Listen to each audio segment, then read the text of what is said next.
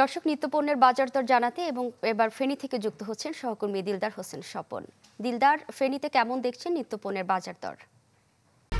1, 2, 3 ঢাকায় জমি জিতে নিন 100% ক্যাশব্যাক সহ 20 কোটি টাকার পুরস্কার।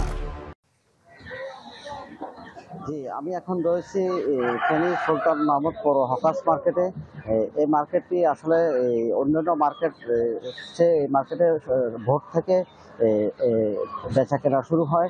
যে আজকে যে বাজার দর রয়েছে, আমরা বাজারে ঢুকে বিভিন্ন পণ্যের বিষয়ে আমরা খোঁজখবর নিয়েছি। যে তারা জানিয়েছেন যে গরুর মাংস বিক্রি করছেন তারা হাঁস সহ 800 টাকা এবং হাঁস ছাড়া বিক্রি করছেন তারা 900 টাকা, এবং মাছ তারা চিংড়ি মাছ বিক্রি করছেন 800 থেকে 900 টাকা, এবং বড় চিংড়ি এগুলো 1000 টাকা করে বিক্রি করছেন। প্রতিটি মাছ এখানে বিভিন্ন ছোট বড় মাছগুলা দরের মধ্যে তফাৎ রয়েছে।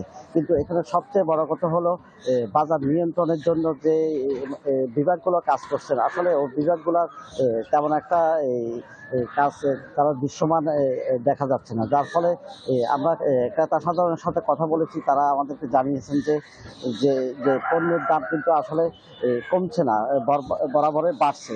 যে সাদা মুরগির দাম আজকে তারা বিক্রি করছেন আপনার 200 টাকা করে কেজি প্রতি, এবং লাল মুরগি বিক্রি করছেন তারা 300 টাকা। কিন্তু এই মুরগি তারা একসময় 150 টাকা করে ক্রয় করেছে ভোক্তারা। কিন্তু এখন সাধারণ ভোক্তাদের দাবি হলো যে বাজার নিয়ন্ত্রণ করার জন্য যেন প্রশাসন আরো মোবাইল কোর্টের মাধ্যমে যেন বাজার জোরদার করেন, তাহলে বাজার কিছুটা নিয়ন্ত্রণে আসবে।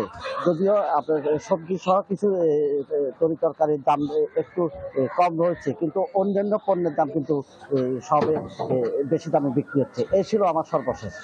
দিলদার, আপনাকে ধন্যবাদ। দর্শক, এবার মাছ বাজারের খবর জানাতে রাজবাড়ী থেকে যুক্ত হচ্ছেন সহকর্মী সুমন বিশ্বাস। সুমন, কেমন দেখছেন মাছের বাজার? রেনু, মাছের সরবরাহ কিন্তু একদমই কম বাজারে। আমি রাজবাড়ির সব থেকে বড় যে মাছের বাজার এবং সাথেই আড়ত সেখানেই রয়েছি। এখানে বিক্রেতারা যেটি বলছে যে প্রচণ্ড খরায় এবং দাহে পানি শূন্য হয়ে পড়েছে রাজবাড়ির অধিকাংশ জলাশয়। ফলে কিন্তু সেখানে মাছ রাখার মতো পরিস্থিতি নেই। এছাড়াও রাজবাড়ির যে নদী রয়েছে পদ্মা, গড়াই, সেখানেও কিন্তু পানি শূন্য। ফলে মাছের আমরা বাজারে যেটি দেখছি যে কিছু চাষের মাছ ছাড়া নদীর কোনো মাছ কিন্তু এখানে নেই, এবং মাছের দামও তুলনামূলক একটু বেশি।